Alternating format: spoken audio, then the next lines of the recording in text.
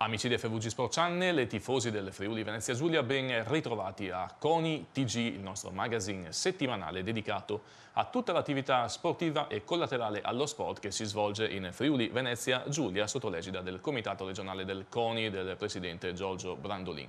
La notizia principale di questa edizione riguarda la firma sulla convenzione tra CONI del Friuli Venezia Giulia e Agenzia delle Entrate su un protocollo d'intesa volto a favorire l'assistenza fiscale a tutte le società affiliate CONI del Friuli Venezia Giulia. L'accordo fra l'Agenzia delle Entrate e il CONI prevede l'istituzione di un tavolo di confronto per migliorare la conoscenza degli adempimenti tributari a beneficio del mondo sportivo dilettantistico, ma anche la gestione delle richieste di chiarimento e di approfondimento raccolte e filtrate dall'ufficio del CONI del Friuli Venezia Giulia. A Trieste noi c'eravamo, abbiamo intervistato Paola Muratori, direttrice generale dell'Agenzia delle Entrate di Trieste, e il presidente Giorgio Brandolin. L'obiettivo è quello di riuscire a comunicare meglio con il mondo delle associazioni sportive, comunicare quelli che sono gli adempimenti fiscali che devono essere conosciuti, perché la loro mancata conoscenza può portare complicanze, conseguenze per i rappresentanti delle associazioni. L'incontro di oggi è a conclusione di un processo che si è svolto nel tempo e che ha visto l'Agenzia delle Entrate da un lato e il CONI dall'altro procedere attraverso un accordo che porterà, io immagino abbastanza celermente, alla costituzione di tavoli tecnici e all'avvio di momenti di formazione che riguarderanno il mondo dell'associazionismo sportivo.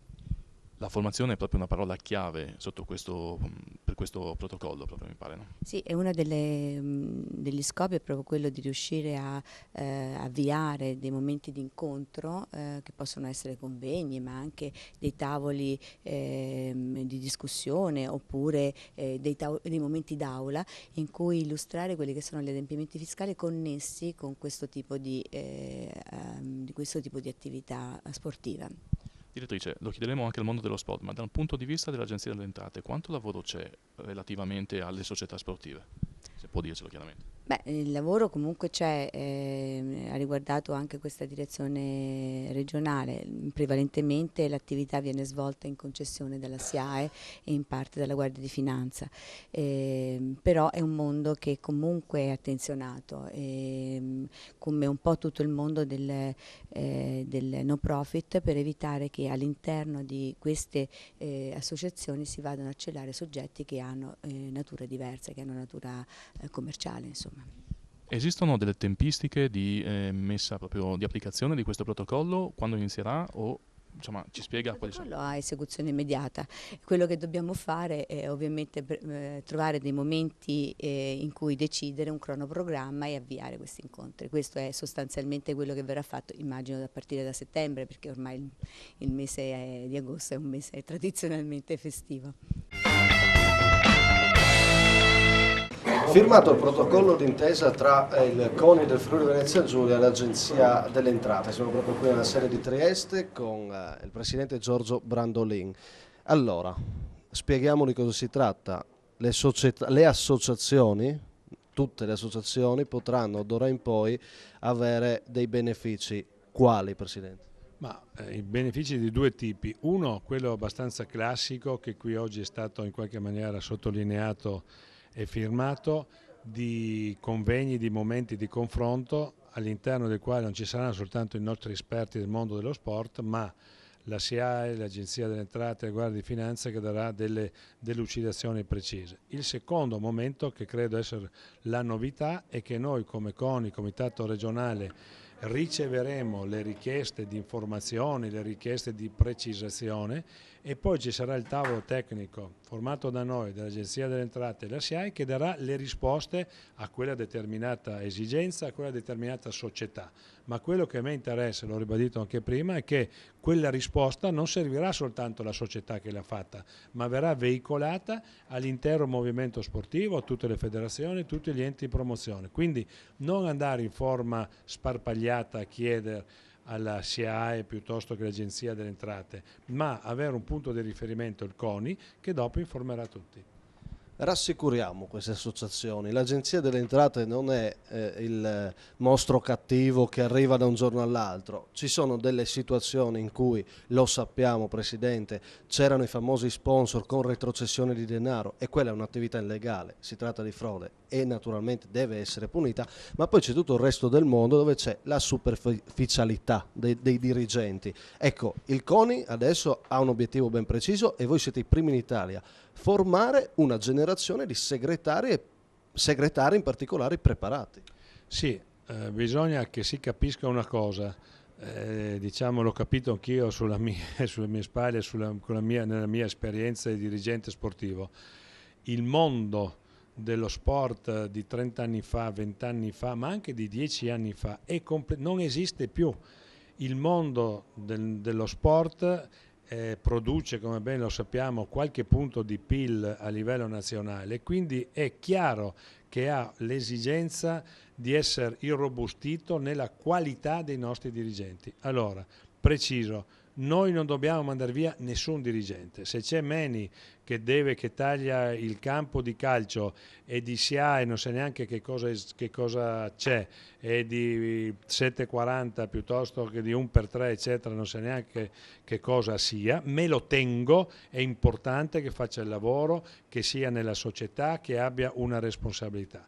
Poi invece ho bisogno che i presidenti o i segretari di tutte le mie società, sono quasi più di 3.000-4.000 società in regione, siano gente professionale, non professionisti, perché là l'Udinese e il Pordenone calcio, ma professionali, cioè che siano preparati, e una parte di questa loro preparazione è proprio questa sulla fiscalità, sulle incombenze di tipo fiscali. Abbiamo una serie di norme che purtroppo in Italia vengono cambiate anche con molta celerità, però che aiutano le nostre società a vivere e a poter far svolgere attività. Ecco, noi come CONI, anche con questa convenzione, dobbiamo formare questa classe dirigente nuova, perché il mondo è cambiato, non è il mondo di Meni o quello che ho frequentato io quando ho cominciato a giocare a calcio 50 e passa anni fa. Quel mondo non esiste più, ma non il mondo del calcio o il mondo dello sport, non esiste più quella società. E ovviamente voi che siete nel mondo della comunicazione lo capite benissimo. Una volta la comunicazione era orale, poi col telefono, adesso è in tempo reale attraverso internet piuttosto che le televisioni, piuttosto che i giornali, e quindi anche questa nostra vita sociale deve essere fatta con alcune professionalità e noi dobbiamo arrivare a queste professionalità. E con la burocrazia bisogna fare i conti a qualsiasi livello, con un minimo di burocrazia. Che idea si è fatto, Presidente, però della situazione? Il calcio è evidentemente il settore più controllato, insomma non si può fare con un'associazione un fatturato d'attività commerciale, perché ci sono casi in cui 250.000 euro non bastano, però devono cambiare anche le soglie, secondo lei, dei limiti a questo punto?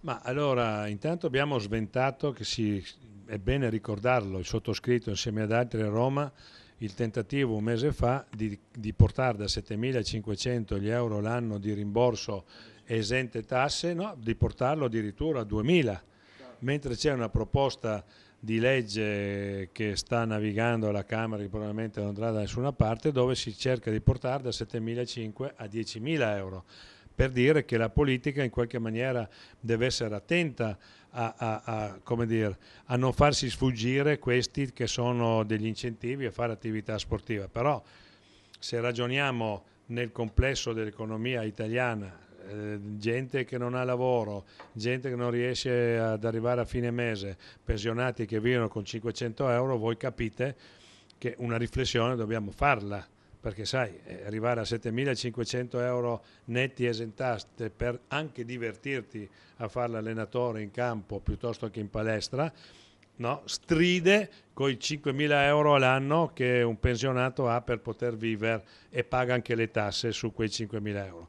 Per dire che è un discorso complessivo che stiamo cercando di affrontare in quel di Roma con la politica, che però noi in Regione cerchiamo di affrontare, come dire, insomma, con questi aiuti e questi momenti di confronto che io credo siano indispensabili.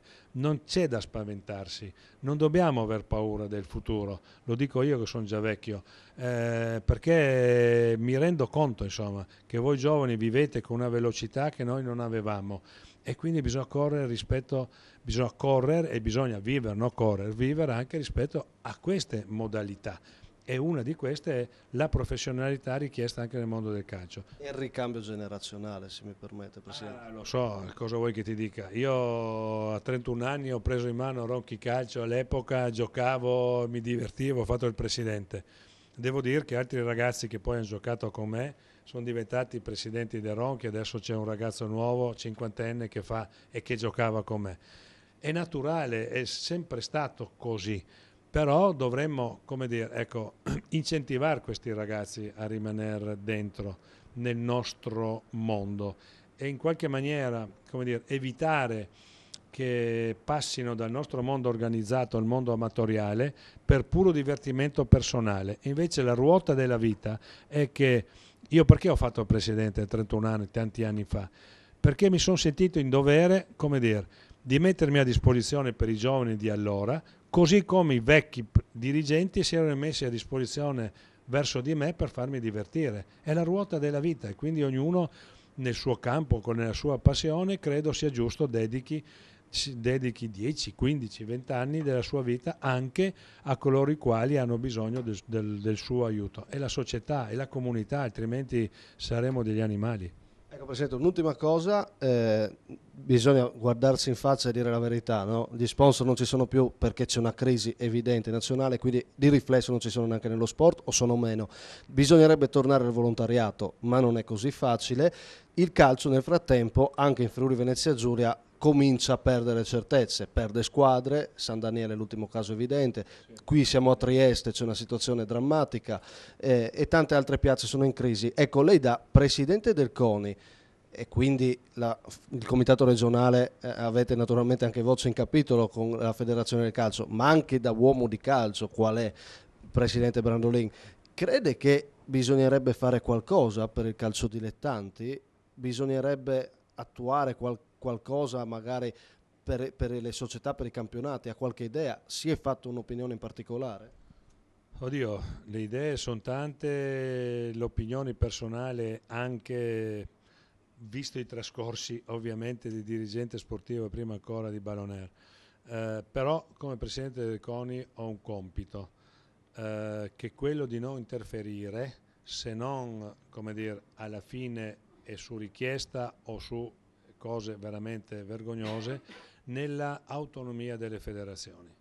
Noi dobbiamo controllare, vigilare, ma l'autonomia delle federazioni è sacra e quindi su questo io ci credo ed è giusto che tale autonomia ci sia. Di certo una ristrutturazione dei campionati nella nostra regione a livello nazionale, una diminuzione, per non dire drastica diminuzione delle società professionistiche è assolutamente indispensabile. Poi superare le norme europee, secondo me, e adesso bisogna che la politica lì intervenga per far sì che i nostri ragazzi, non soltanto nel calcio ma anche negli altri sport, giochino, partecipano anche alle squadre di alto livello. Se non affrontiamo quel problema lì sarà drammatica la situazione, non tanto della nazionale, ma anche dei nostri ragazzi che non hanno gli sbocchi che avevo io, che aveva la mia generazione e quelli ancora prima di me. Ecco, eppure abbiamo fatto un grande calcio, ad esempio, in Italia e anche nella nostra regione. Mi auguro che l'Udinese continui nel settore giovanile valorizzando i ragazzi nostri, ha cominciato con Scuffet, mi dicono che sono altri ragazzi molto bravi, italiani, friulani che possono giocare ed è questo che io chiedo al mondo dello sport professionistico, ci dia la possibilità di vedere i nostri ragazzi, perché avessi avuto io un ragazzo che è tirato su dalle giovanili del Ronchi, vederlo giocare in Serie C, Serie B, sarebbe stato il massimo orgoglio per me. Il settore giovanile, Presidente, ci vuole il settore giovanile, ma però dopo uno sbocco, voglio dire, nella grande squadra. Non è possibile che io veda la finale di Coppa Italia e Fiorentina-Napoli con su 22 giocatori 2 soli italiani, Montolivo e Insigne, a parte la figuraccia, e lasciamo stare che è un altro capitolo, per cui non è possibile. Punto, non è possibile, punto. Sono le regole europee, si modificano anche quelle. Il calcio deve avere quella forza, ecco perché io mi auguro che Presidente nazionale arrivi una persona che affronti questi problemi. Mi dice una battuta che è tutto vecchio? L'ho già detta, non è causa sua se è stato candidato, sono secondo me da deprecare coloro i quali l'hanno candidato, più chiaro di così. Bene, ringrazio il Presidente Brandolin. Ci siamo soffermati un po' sul calcio perché è sicuramente stata un'estate particolare, ma è questa iniziativa è naturalmente per tutte le associazioni sportive. Grazie Presidente. Passiamo al ciclismo su pista. La 3 sere internazionali del velodromo Bottecchia di Pordenone si è trasformata in un successo dopo che le prime ore di gara erano state flagellate dal maltempo. I veneti Elia Viviani della Cannondale e Marco Coledan della Bardiani CSF hanno vinto la 13ª edizione. I due compagni di nazionale, già in testa dopo la seconda giornata, hanno legittimato nell'ultima giornata il primato, chiudendo in testa con 113 punti, davanti alla coppia friulana composta da Davide Cimolai della Lampre Merida e Alex Buttazzoni delle Fiamme Azzurre. Lo stesso Buttazzoni ha vinto la gara della eliminazione con 98 punti. L'americana finale è andata agli argentini Julián Gadé e Walter Perez, che hanno vinto proprio in extremis con l'ultima volata, avendo chiuso poi a pari punteggio con Viviani e Colledani, ma per il gioco dei punteggi delle vittorie hanno prevalso i due argentini. Elia Viviani si è anche aggiudicato il torneo dell'Omnium. Applausi per le autorità. C'erano presenti al velodromo Bottecchia la vicepresidente federale Daniela Isetti e i tecnici federali dell'Italia Rino De Candido e della Argentina Cristiano Valoppi. Tra le autorità presenti al velodromo Bottecchia, soprattutto per la cerimonia ufficiale di presentazione che è stata traslata da martedì a giovedì sera a causa maltempo, c'erano la vicepresidente federale della Federciclismo Daniela Isetti e i tecnici federali Rino De Candido e il commissario tecnico della Argentina Cristiano Valoppi, oltre a tutti gli sponsor della manifestazione. Applausi anche per gli artisti Pablo Perisinotto e Marco Anzovino, che hanno allietato il pubblico con le loro opere e sta destando anche grande curiosità il progetto di copertura del velodromo Bottecchia svelato ufficialmente nella serata finale delle 3 sere di Pordenone. Dal ciclismo su pista al cannottaggio, perché stanno fervendo gli ultimi preparativi per la ultima tappa della gara di Coppa Europa di Coastal Rowing a Lignano Sabbiadoro. Saranno in acqua equipaggi delle categorie senior e master, sia maschile sia femminile. Abbiamo intervistato in presentazione dell'evento il presidente del circolo di cannottaggio di Lignano Sabbiadoro, Alessandro Lorenzon, che ci ha presentato la manifestazione. Siamo a Lignano Sabbiadoro in una delle estati più piovose della storia della balneazione con il presidente del circolo di cannottaggio di Lignano Sabbiadoro, Alessandro Lorenzon. Buonasera Presidente, allora siamo in una zona, siamo al coperto sperando che non cominci a piovere, ma perché dobbiamo presentare una manifestazione che in realtà farà splendere il mondo del canottaggio. Le piace questo input? Va benissimo, parliamo nella specialità del coastal rowing in particolare, per cui anche il tempo brutto non è poi così male per questa specialità di canottaggio.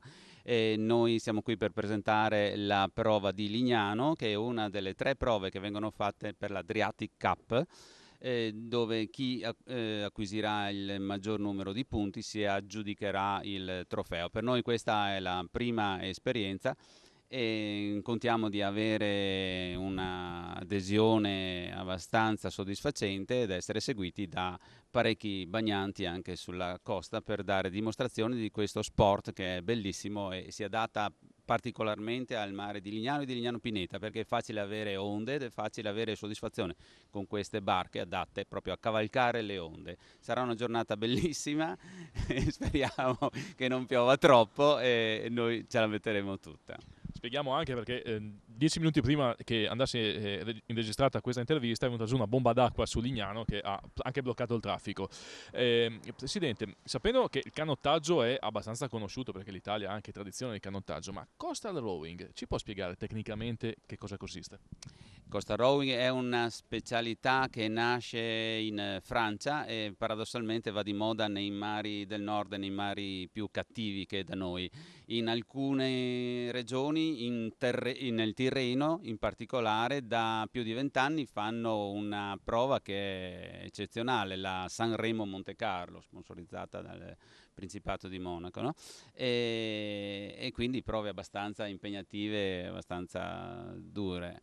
Che dire, per noi qui a Lignano, oltre che al coastal rowing, assieme al comitato regionale che insomma ci sostiene sempre nelle nostre manifestazioni, abbiamo già una discreta squadra di atleti e seguiamo anche il canottaggio agonistico nelle sue prove nazionali e anche a volte fuori nelle regioni contermini, quindi Austria e Slovenia. Abbiamo già parecchie soddisfazioni, parecchi atleti, ma è un'occasione per farci conoscere anche dal turista e non solo dalla nostra piccola squadra di atleti. Non ci dimentichiamo che siamo a Lignano e quindi una vocazione turistica e va mantenuta e dare il maggior numero di offerta ai nostri turisti.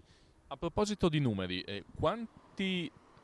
quante persone gareggeranno nella gara e parlando anche della società del circolo di Lignano, in quanti siete, in quanti operate? Allora, noi abbiamo una barca, un 4 con che sarà la nostra rappresentanza alla manifestazione. La maggior parte dei nostri soci saranno impegnati per la gestione della manifestazione, diciamo, no? Però abbiamo anche noi la nostra barca. E non sono comunque tante le barche che partecipano in genere a questo tipo di manifestazione. La partenza sarà qui davanti al pontile di Lignano Pineta verso Sabbiadoro e poi ritorno. Si partirà nelle varie specialità in flotta, diciamo, no? Che siano quindi 4, il doppio e il singolo, tutti assieme e poi verranno assegnati punteggi differenziati. Ecco, questo è per la gara in questione, però ripeto, facciamo anche altre manifestazioni, la prossima sarà quella nostra della laguna assieme alle società remiere che si affacciano alla laguna di Marano e di Grado. Consiglio direttivo, quanti siete? Siamo in 9 e i soci sono una settantina, forse qualcuno in più anche. La metà sono quelli che praticano già lo sport e poi è chiaro c'è un'alternanza come in tutti gli sport, c'è chi lo impara e poi o continua a fare agonismo oppure lo fa semplicemente per fare sport perché è uno sport bellissimo, molto tiene in forma, ecco. Uno pensa che canottaggio anche in mare sia uno sport dedicato, cioè da farsi solo durante i mesi estivi, è così o no? No, noi praticamente lo facciamo durante tutto l'arco dell'anno, tranne il mese di dicembre-gennaio, ma comunque facciamo allenamenti in palestra dove abbiamo i remergometri, le macchine che simulano il movimento della voga, ma soprattutto tengono in forma il fisico. È chiaro, se proprio piove molto non si può andare neanche d'estate in mare. Noi siamo avvantaggiati avendo diversi specchi d'acqua perché abbiamo la laguna che di solito è più calma, il mare, se non si può andare in mare si va in laguna e se no comunque si va in palestra. Ecco. Presidente, una persona che voglia avvicinarsi al mondo del canottaggio, cosa deve fare? Come deve rivolgersi? Magari qui a Lignano? Contattare lei? Beh sì, può contattare me. Che fa anche il tecnico lei, no? In realtà oltre che il presidente. Sono anche tecnico allenatore, ma siamo anche seguiti dai tecnici di Trieste che hanno più esperienza. In tutto in regione siamo 13 società, pensi che 8 sono triestine, per cui abbiamo tutto da imparare. Ecco, San Giorgio di Nogaro è la società più vicina a noi in provincia di Udine e con loro collaboriamo moltissimo, insomma li consideriamo i cugini i cugini del canottaggio di Lignano, e anche per questa manifestazione sono presenti e ci daranno una mano. E per avvicinarsi al canottaggio, dicevamo, si viene in Darsena e lì c'è la nostra base a mare nel porto dei residenti. E si fanno lezioni che possono essere individuali o di gruppo a seconda delle persone che si presentano, perché possiamo far remare il bambino di 8 anni come l'adulto che ne ha 80, e quindi ci si propone in modi diversi, partendo sempre in sicurezza da un galleggiante dove si va a simulare con i remi in acqua il gesto tecnico, e poi abbiamo diversi tipi di imbarcazione a seconda delle persone e del grado di preparazione che acquisiscono. Possiamo poi andare a spasso semplicemente senza avere veleità agonistiche, e qui vicino abbiamo Marano, abbiamo i casoni, abbiamo le isole costiere, e parecchie volte ci capita di accompagnare gente in questi percorsi. Mi ha anticipato anche un po' la domanda, non c'è un'età in cui si deve per forza cominciare oppure finire? No, direi proprio di no. Perché ci piace essere anche propedeutici, per cui anche far capire che non ci sono solo gli sport cosiddetti principali tipo calcio, tipo pallavolo, ma possono esserci anche altre discipline che hanno una grande importanza anche a livello proprio fisico, perché possono aiutare parecchio a stare bene. Io sono abbastanza nuovo del mestiere, diciamo, anche se bene o male sono 10 anni, ma mi sono accorto con piacere che c'è gente che è stata consigliata anche dal medico di venire a fare canottaggio, perché è uno sport armonico, impegna tutti i distretti muscolari del corpo in successione proprio dai piedi fino alle spalle, al contrario di quello che la maggior parte della gente pensa. Non è forza di braccia, ma bensì coordinazione e soprattutto gambe, schiena e braccia. Anzi, andiamo a impegnare muscoli che di solito trascuriamo nella vita normale, sì, che per questo fa bene. Torniamo alla gara, ricordiamo il 3 di agosto. Avete un obiettivo particolare, un numero di partecipanti che possa soddisfarvi, oppure avete un obiettivo sportivo da raggiungere? Noi vorremmo fare questa prova per continuare anche in futuro, sicché come prima prova per Lignano vorremmo che andasse tutto bene e far bella figura in modo da proseguire in seguito. Ci basterebbero una ventina di imbarcazioni, diciamo così, fra le varie categorie. Abbiamo contatti e contatti lusinghieri che vanno da Rovigno, parlando dell'Adriatico, fino a San Benedetto del Tronto, ecco. Pescara anche, da Pescara, San Benedetto, Porto San Giorgio, Ravenna, Padova, qualcuno da Treviso e qualcuno da Trieste, e poi quegli sloveni che ho appena accennato, Isola e Rovigno. Ecco, non ho ancora certezze perché le iscrizioni scadono giovedì, e questa è una cosa che mi fa un po' preoccupare, perché nel bando era messa la scadenza di giovedì. Prossimamente mi auguro che sia il lunedì precedente, così ci organizziamo meglio di conseguenza alle iscrizioni. Presidente, in bocca al lupo, speriamo che il sole, ma anche se piove, non importa, tanto si va lo stesso. Sì, sicuramente sarà un successo. Grazie.